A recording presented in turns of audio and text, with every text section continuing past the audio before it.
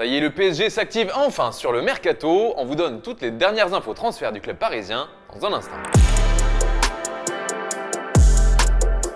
Bonjour à toutes et à tous et bienvenue dans ce nouveau JT Foot Mercato. Ça bouge à Paris, le club francilien vise de nouveaux joueurs, mais il y a aussi du mouvement dans le sens des départs. L'une des pistes les plus chaudes mène à Tanguy Ndombele pour un renfort. Lui qui est en manque de temps de jeu à Tottenham, eh bien il pourrait rebondir dans la capitale française. En effet, le Paris Saint-Germain s'intéresse à lui pour un prêt. Sauf que les Spurs veulent que la totalité de son salaire soit prise en charge.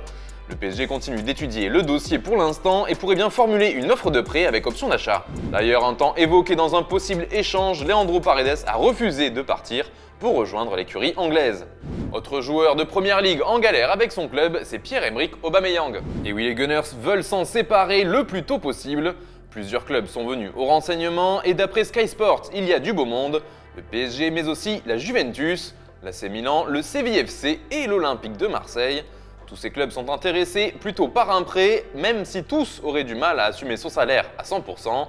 On pense à l'OM notamment, vu qu'Aubameyang émarge à 1,7 million d'euros tous les mois. Concernant l'effectif parisien maintenant, les discussions se poursuivent entre le clan Mbappé et son club. Le sujet est bien sûr une prolongation de courte durée, qui ne semble plus si impossible que ça. Il y aurait des doutes dans la tête du Français.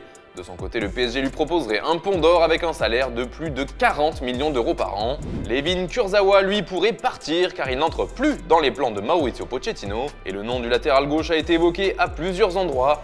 D'abord, selon nos informations du côté de l'OL qui avait approché l'entourage du joueur. Mais son nom est aussi parvenu outre-Manche avec Chelsea, toujours selon nos informations, ainsi que du côté de Watford. Plus haut, oui, plus haut sur le terrain, on parle aussi de Xavi Simons. Le jeune milieu de terrain qui commence à enchaîner les minutes avec Paris, notamment en Coupe de France, intéresserait beaucoup les Glasgow Rangers. Tout comme le FC Barcelone qui voudrait le faire revenir. Il faut dire qu'il n'a toujours pas prolongé avec le PSG et que son contrat se termine cet été. Lui, par contre, est bel et bien parti. Il s'agit de Sergio Rico. Le portier ibérique est prêté à Majorque pour les 6 prochains mois. Et toujours à propos du mercato parisien, qui aimeriez-vous voir arriver à Paris cet hiver? C'est la question du jour. Comme d'habitude, vous nous donnez votre avis dans les commentaires et on en reparlera au prochain JT. Hier, justement, on vous demandait ce que vous feriez à la place d'Ousmane Dembélé et globalement, vous avez choisi de répondre par l'humour et à sa place, vous préférez rester à l'infirmerie, entre autres.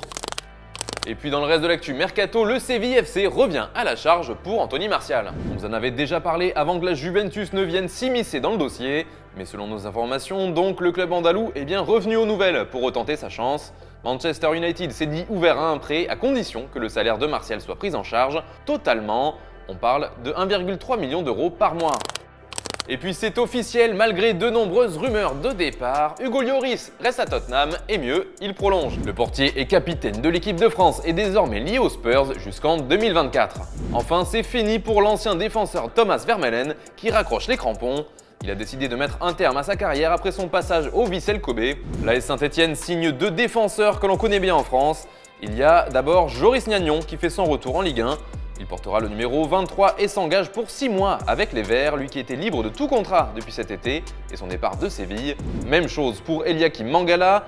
D'ailleurs, une petite erreur s'était glissée dans le JT d'hier, c'était bien un contrat de 6 mois et non de 6 ans qui allait être signé entre le défenseur et son nouveau club. Eh bien, l'opération a depuis été officialisée. Allez, on se quitte avec l'image du jour et cette fois, un petit contenu spécial puisqu'on vous propose une vidéo ce dimanche sur les transferts les plus fous de l'histoire du mercato hivernal. Ça sera publié à 16 h et en attendant, voici un petit teaser pour vous donner envie. Bon week-end et à lundi. Souvent considéré comme un mercato d'opportunités qui doit permettre au club de faire des réajustements dans l'effectif, le mercato hivernal a pourtant démontré au fil de l'histoire qu'il pouvait, à l'instar du mercato estival, être le théâtre de transferts historiques.